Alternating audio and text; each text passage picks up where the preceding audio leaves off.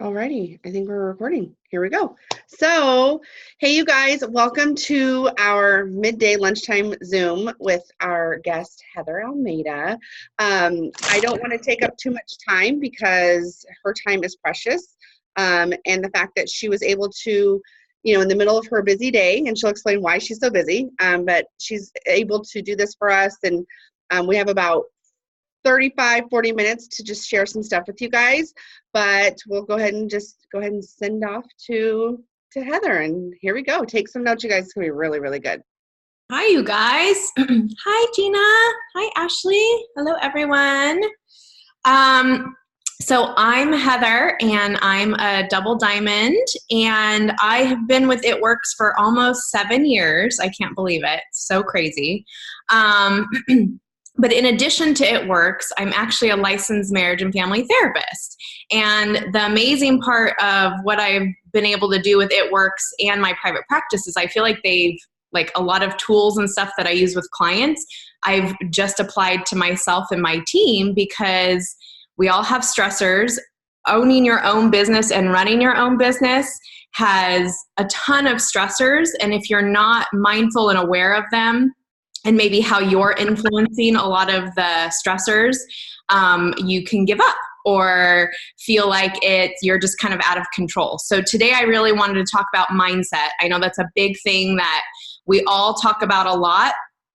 So some of the things that I may say or talk about today, you've already heard, but hopefully I can maybe add like a different spin on it. And coming from like a therapist side, there's always like a purpose of why we talk about this. There's a lot. So mindset is important. Why it's important is because your mindset influences and ties together with how we're feeling and what we're doing. So if I'm feeling a certain way, my language and self-talk that I'm giving to myself usually pairs with that feeling, which is going to influence what we do or not do.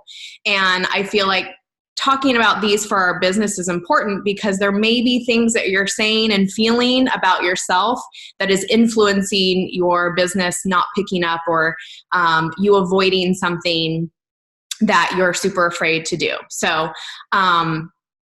so here we go. So I'm first going to talk about some cognitive distortions. That's the fancy word. I like to call them thinking traps because it's easier to say. And they're ways that we think, we all do it, that keep us stuck in either a negative thinking pattern, anxiety. I specialize in anxiety and OCD. So when I talk about these, it's usually with an anxiety type thing, but it can happen with any kind of stressor. So get your pens and pencils and papers ready because I'm going to read them off and talk about them. Yes. They're great to know, and why I love to bring them up is because just having an awareness of them is going to create space in your mind to challenge a thought or change your thought. So the first one is called walking with blinders. And that means, and I'll post this later, so if you don't get all of the words, don't worry about it. I'll make sure that you guys get it. So walking with blinders, not thinking about all the possible good things that could happen in a situation, just thinking something unwanted is going to happen. Okay, that's the first one. The repetitor, if it happened once, it's always going to happen that way. I have totally done this, especially with like lives or a party that like didn't go the way that I wanted. I may get stuck in a thought that, well, why should I do lives? No one is even participating in it anyways. So then I'm getting into a repetitor thinking trap, thinking that it's always going to be that way, when how would I know? I've only done one. The catastrophe, always thinking the worst ever is going to happen. Sometimes we'll call it like maximizing or minimization. You can get like the opposite. And some people will minimize things, but catastrophe is a pretty common word. Just feeling like the worst ever is always going to happen and there's no like gray area with it. The pessimist, expecting things will always turn out badly. Why even try? I know it's going to go horrible. Why even post or why even follow up? I never hear from anyone anyways, kind of thing. Pick. Missing the good parts, but picking out the potential bad parts in a situation. So a post you posted and you only had one comment. You missed that part, which is a good part. You had some interaction and have someone that's interested, but may kind of only focus on, no one else messaged you, or no one participated in it. So it's only focusing on like the negative part versus like what actually happened, because usually it's an expectation that we get stuck in, that it needs to go this way to be successful. And I'll talk about some other ways that sometimes keeps us stuck in that too. And if you have questions, just put them in the chat and I'll try to answer them too as we go on. The avoider, this is a really common one. Avoiding or staying away from situations or things that you think are scary or you have some fear involved, without trying first and seeing if it's really as dangerous or scary as you think. For me, that's lives. I'm not a big fan of the lives. I'm trying not to avoid those. But that's, if we ever feel scared about something or like doing a party or doing an event, we will try our hardest to avoid doing that because it's all about fear. Well, what if I suck at it? What if someone asks me a question and I don't know how to answer it? We create all these fear blocks that kind of validate that like avoidance. Well, no, that seems too scary. I'm just not going to try it out. Quick but dirty, jumping to conclusions before getting all the facts. I've done that with text messages that I've gotten. I've seen like a loyal customer come up in my text feed and I haven't even read it. I just see their name and I'm like, oh shoot, they're upset. Something went wrong, kind of thing. So I'll jump to the conclusion that they're upset or something happened before even knowing what they're even sending me a message about.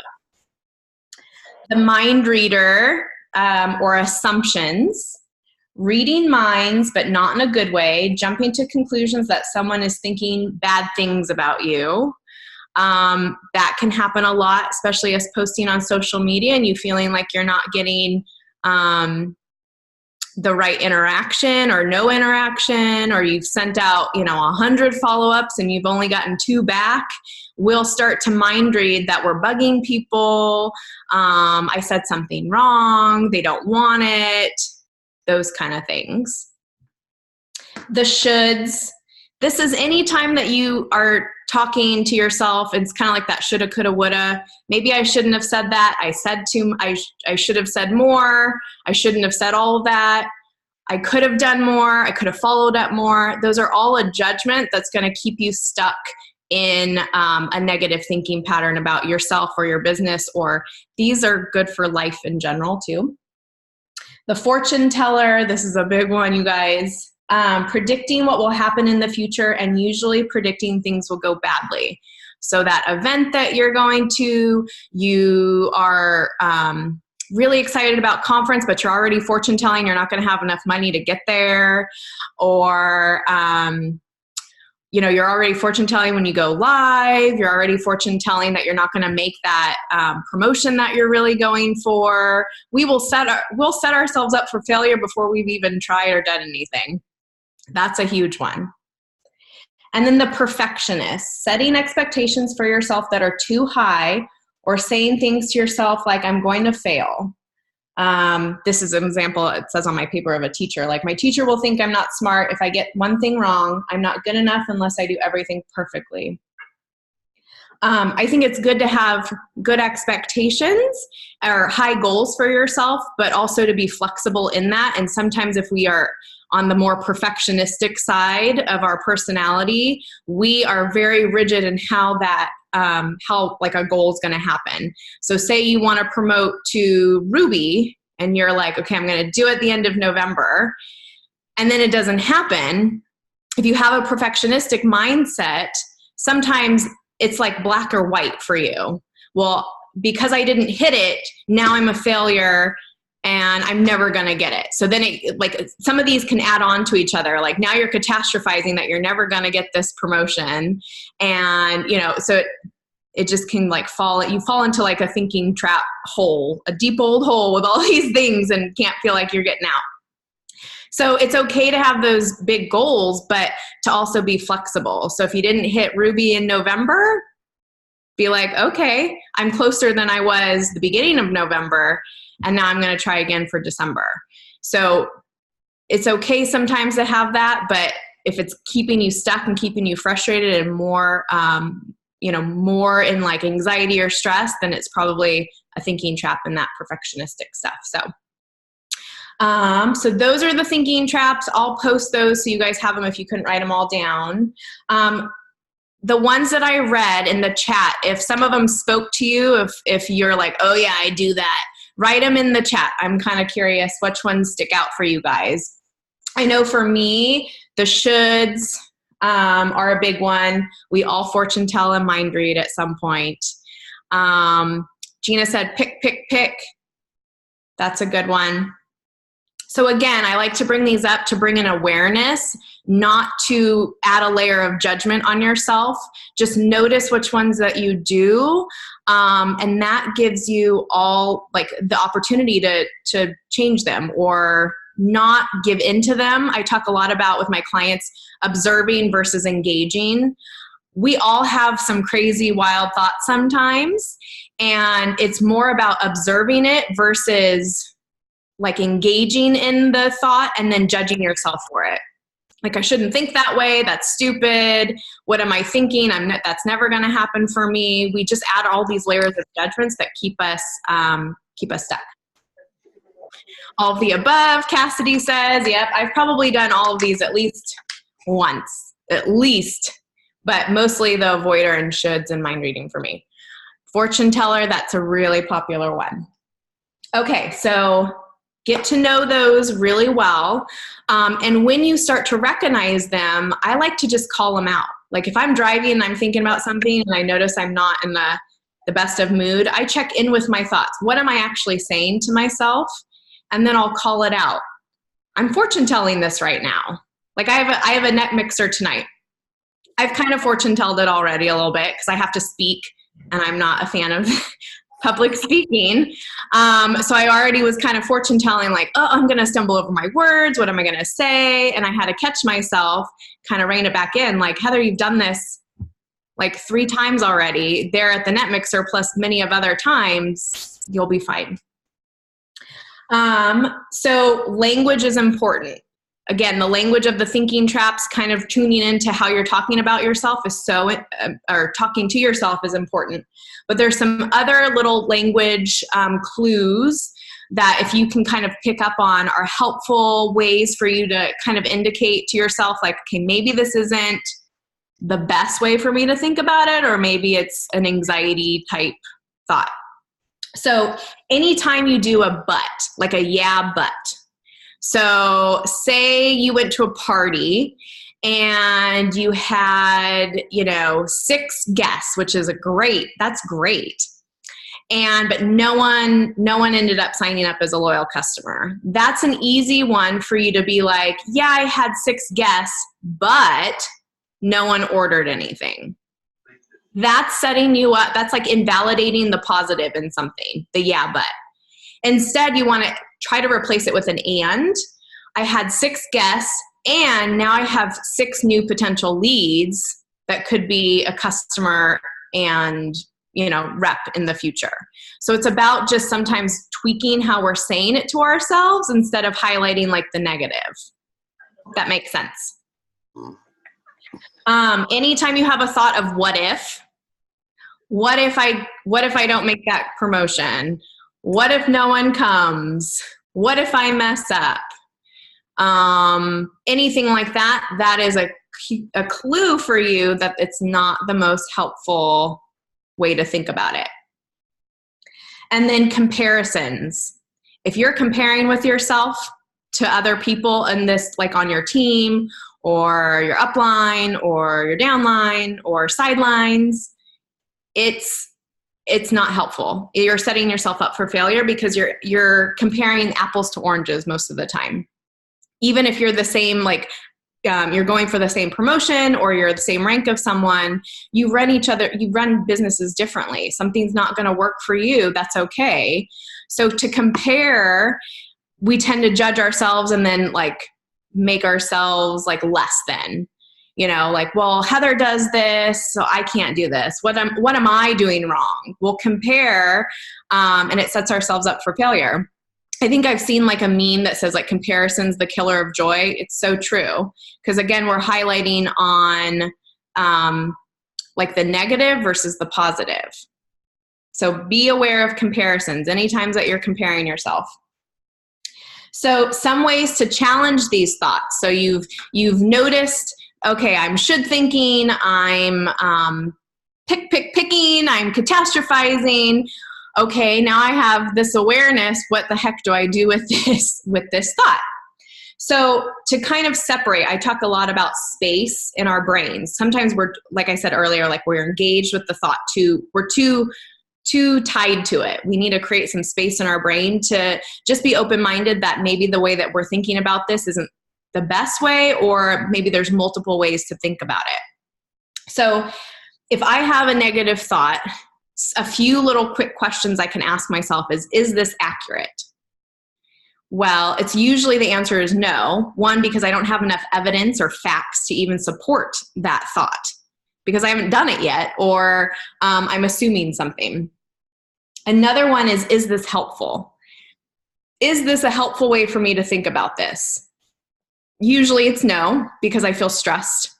So sometimes even calling that out, like kind of answering your own question of like, no, that helps you create that space to be like, okay, it's just a thought, or you can kind of reframe it with like a positive self-talk, or something that's a little bit more accurate, helpful, or positive. It doesn't have to be all three. But sometimes you're not in a positive state. Sometimes you're not, like you're in a situation that is not positive, and it's hard to find the positive, but trying to find something that's a little more accurate or helpful can help you kind of move past that as well. Like I said, call it out. I talk to myself all the time. That was a should, that was this. Talk to your feelings, because feelings aren't facts. That's a good one to write down. Feelings are not facts. I feel a certain way doesn't mean that it's real. And another way to create space is when you have a thought. So if I have a thought of, I'm not going to promote this month. Okay. If you're saying that all month, you're probably not going to promote. Just saying. Because what we think creates either a lack of movement or movement. And if you're thinking negative, you're not going to create that. But to kind of create that space with that thought, like saying that over and over again is very factual. I am not going to promote. You say that enough, you start to believe it. So when you have a negative thought, because they will totally happen, you want to create space by saying, I notice I have the thought, I'm not going to promote.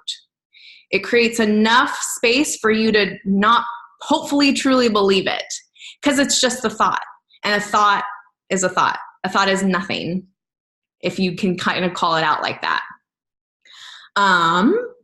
Does all of that make sense? I hope it does. Okay, cool.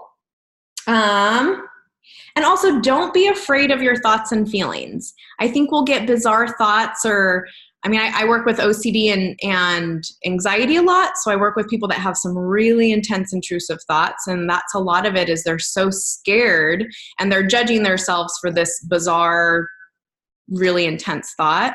But even just negative thoughts in general, we start to judge ourselves and we're afraid of them. What's wrong with me? I can't do this. And it's not helpful. So we really do have to kind of gain that confidence that I'm not my thoughts and feelings all the time. And even if you are, you can change that. That's what you have the power to do is change those things. So some exercises to strengthen your mindset. So a part of this too is like manifestation. You have to keep thinking positive about what you want.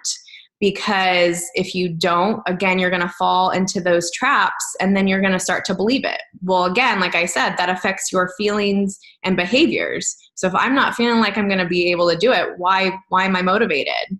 I'm not going to work, or I'm just going to quit my business because it didn't happen the way that I expected it to be. So I am statements are huge.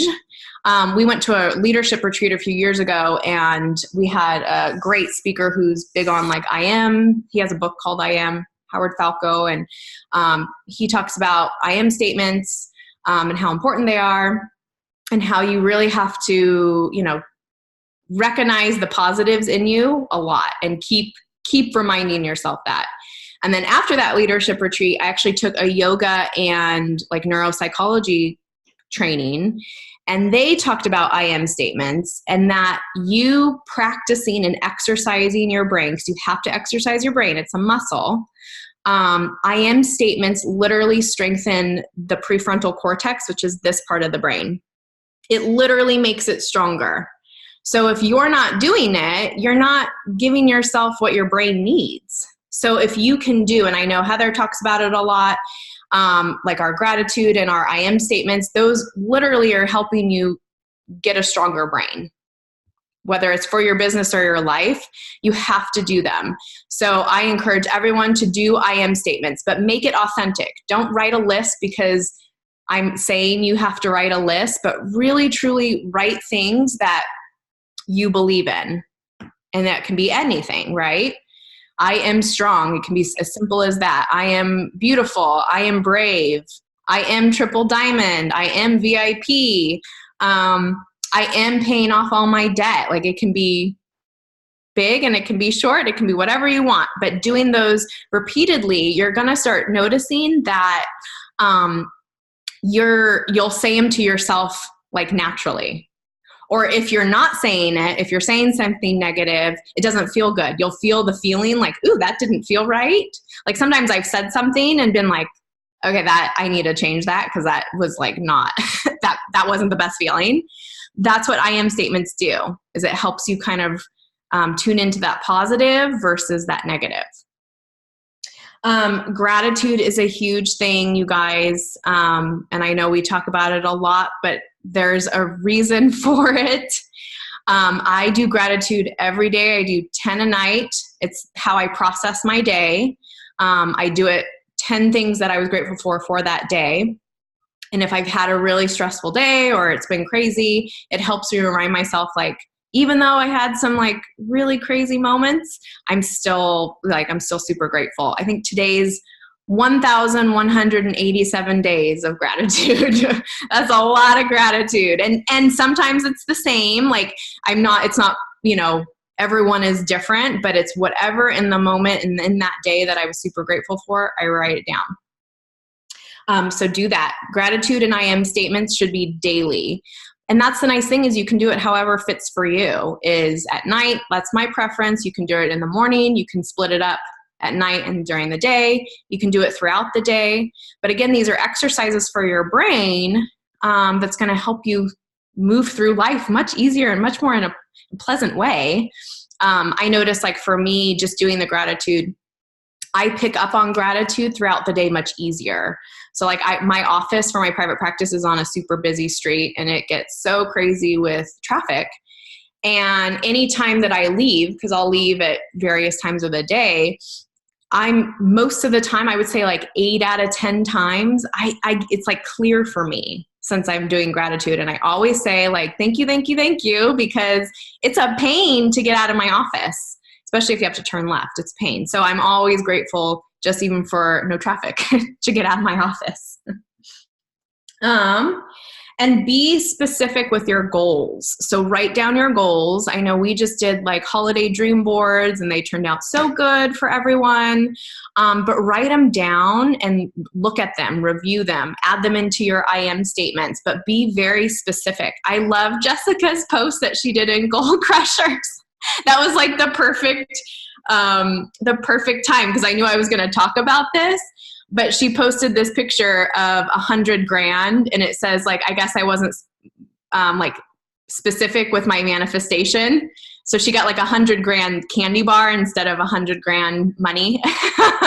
So be specific with what you want, and get those, like, how are you going to do it? You can break down a goal and make mini goals, but be as specific as possible. And it's probably more off, you're going to hit those goals. And if you don't the way that you want, just move the date, just move it, just be flexible in that. So, yes. Also be compassionate. I'm really big on self-compassion, which kind of goes with this. If you're doing I am statements and trying to find the positives, be kind to yourself. We tend to be our own worst critics, and we'll set ourselves up for failure before we even try. And it's just not helpful, especially in this business. I know when I started, it was kind of like, I wasn't a customer. I just signed up because some extra money sounded nice. And I just learned as I've gone, and I've been with Heather since the beginning. So we've kind of learned together and try on different things. And she runs her business different than mine, but you can't get stuck in that comparison because our lives are so different. I have a whole other private practice and business that I run. But it's because of this business that I've been able to do that and move through a lot of, my own, mindset and struggles to be successful in not only with It Works, but also, with also my private practice. So any questions? Let's see if I have any questions in here. I am positive everything about it. I'm no longer doubting myself. This business, I do grateful and bad. Awesome. Heath, can you share real quick, just thinking about all of this, and you touched on, like if you say you're not going to promote, like especially if you're saying it throughout the month, but can you specifically talk about how somebody could be running and they're doing so good during the month, and then they see a number like with 2 days left in the month, and they're like, yeah, it's not going to happen. Can you touch on that, and then also share your experience about when you promoted to Double Diamond, about like that whole situation and mindset? Yeah. If you're running and you're close and then you see a number, and I mean, it's all the same thing. And you have to check in with yourself constantly. How am I doing? What am I doing? I'm super in tune with feelings. Like that's me. But I think the more mindful and aware of your thoughts, you'll start to notice the feeling that's attached to it. So you could be going so hard, like you're getting it, and then you see a number that scares you. You're going to have a feeling and reaction to that. And that's your opportunity to either engage with that or recognize it for what it is and still move forward, if that makes sense. So like with my Double Diamond, I ran all month. Like I think it was green carpet month too. It was July. And that's not like the biggest like promotion month. And we had just gotten from green carpet. I was boxed in for Double Diamond. End of the month, the last day of the month, you guys, I had over $4,000 in volume that needed to be filled. That is a lot of volume.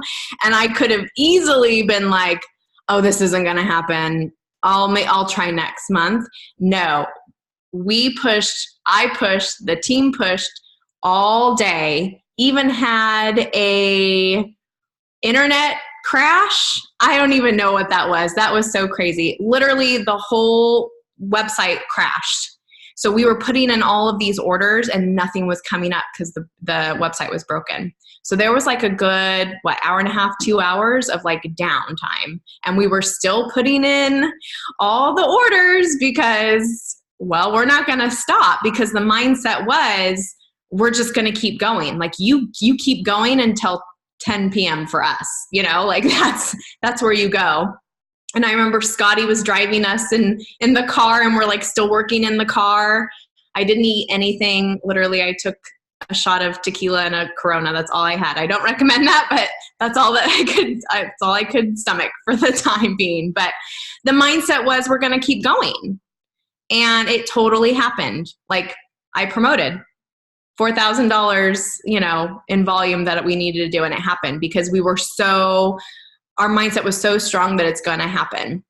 And not only did I promote, but we had an entire team promote to diamonds and rubies and emeralds, which is amazing. That's the best part of this, right? Is not only we get to promote, but we're promoting together, it's the best feeling ever. So, yeah. Yeah. Any And questions, you guys? yes, we want some questions, but I was just going to touch on that. You guys, I see people on my team and in other teams, it's like 2 days left in the month and you need like 1,000 in volume and you've already given up. You've already gone, well, I'll just go for it next month. And it's like, I can't help but compare you now to Heather Almeida, where I'm like, you're giving up with 2 days left because of 1,000 in volume, but Heather literally pushed for 4,000. And you guys, that was not placed volume. That wasn't like, who's going to spend the most? It was us literally messaging and working and getting those LCs and going. I mean, it was just amazing. And if she could have easily given up, thrown in the towel, literally. Like, I'm not going to lie. I mean, I was sitting there like, oh God, I really hope this happens. And it happened. And so I just hope you guys, as it, it's the 13th of November. If you're watching this the day of, it's the 13th of November. And there's like, there's no end date. Like, I think everybody, number one, should work their business like it's the last day of the month every day, but you need to keep on pushing. And when you see those numbers of what you need to promote or what you need to get to that paycheck, don't let that scare you. Let that literally just like light that fire, and keep telling yourself in your I am statements that you're going to do it, and be grateful for every customer. Be grateful for every reply, even if it's a no. Be grateful for that no. Mm-hmm. Be grateful for all of it. So, but yes, I just wanted to just kind of touch on that. So if you guys have questions, let us know. Let me know if you have questions. Just a little recap. Get to know those thinking traps. Again, I'll post those so you have a list. But call them out. Be aware of them, and that takes some practice. I'm big into mindfulness and stuff, but just check in with what you're talking about to yourself. What's the chatter in your head? We all have it, right? Be aware of the language that you're using, those yeah buts, the shoulds, the comparisons. Anytime you're saying a what if, that is a negative thinking trap. Challenge your thoughts. Ask yourself, is this an accurate thought? Is this helpful? I said call it out, or use the kind of the language of, I notice I have the thought blank. Call it out as a thought. Don't create it as a fact if it's just a thought. And exercises, I am statements, gratitude daily. Check in with your thoughts daily. Exercise your brain. You have to strengthen your brain. And I think that's it. What do you recommend when you continually doubt yourself? I have a hard time with that. You have to check in with those thoughts. What are you specifically saying to yourself that you're doubting? Because if you can get as specific as possible of where that's coming from, that's going to have it's going to create an opportunity for you to really hone into what that needs to be. Because you may not doubt yourself with everything, but there might be something specific or a few things that it is. And then having that awareness is going to create some choices for you. Do I keep going towards those doubts, or do I do something opposite? This is another tip, is doing the opposite of your emotion. If I don't want to do a live, I probably should go do a live. If I don't want to speak, I should probably go speak. If I don't want to follow up with 10 more people, go do those 10 more people. So do the opposite of what your emotion is telling you. So, Heather, we have about 4 more minutes left. I see Shauna asked, what would you say is the first step when we get off this Zoom today? Like, where do they start? So we'll kind of end it with that. Flor has a question as well. So if we can touch on maybe those 2 things in a quick 4 minutes, that would be awesome. First step is to get to know or look at that list of thinking traps. That's the first thing, and starting to tune into how you're talking to yourself.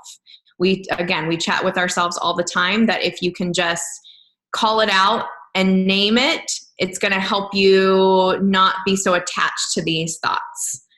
So I would say get to know these thinking traps well, because we do them all the time. So I love them because now they have a name. It's not you. You're not thinking all these bad things all the time about you. It's this thing. It's this other way that we're thinking that just isn't helpful. So if you can call it out for what it is, it helps detach from it. And then what do you recommend to say to teammates when they message us about those doubts? Call them out on it as well. If they don't know them, probably not, but you can educate them on the thinking traps, and help them try to reframe it. If it's a yeah, but yeah, no one came, or yeah, people came, but no one ordered, help them reframe that. Well, at least you have 6 new potentials, or try to help them suggest I am statements, suggest gratitude, tag them in this video after we're done when it's posted. You can kind of model that positive self-talk, and sometimes they get it, sometimes they don't. A lot of that, it's an internal process. You could say this till you're blue in the face and they're still not willing to change it. It really comes from an internal, personal process that you have to be willing to try to change it or challenge these thoughts and not just give in and give up. Awesome, Hev. And I would say some people are just not ready. If you are telling them to do their gratitudes and their I am statements and you tag them in this recording and they're still doing it or they go MIA, it's not you, it's them. Some people just aren't ready for that mindset, and you just got to move on, and then your I am statements could be putting them in there, I am seeing Sally Joe finally changing her mindset, or being grateful that she was in your business for the time she was in it, and maybe it wasn't her time, or she was in it for a season or whatever. So maybe incorporate that. But go ahead. Don't take things so personal. We tend, and that, I think if we are, it's because we're attached to some thinking trap. But a lot of things happen that it's not even us. It has nothing to do with us. It's just timing of their life. Like Heather said, it's them. They're not ready. We didn't do anything wrong. So just try not to take it so personal that you've done something wrong all the time. Be able to kind of challenge it and see it in a different perspective. So, yeah. Awesome. Well, you guys, please, shout out Heather. Take a picture right now. Shout out Heather on her Facebook or Instagram. She took time out of her crazy life to do this for us and, for herself. I know she enjoys this. This is her specialty, but we're just so grateful that you did this for us, and I will post the link to the recording in some group chats and team pages, so you guys can go back and watch it from the beginning and tag your teams for sure. Yes. Bye, you guys. Bye, you guys. Thank you.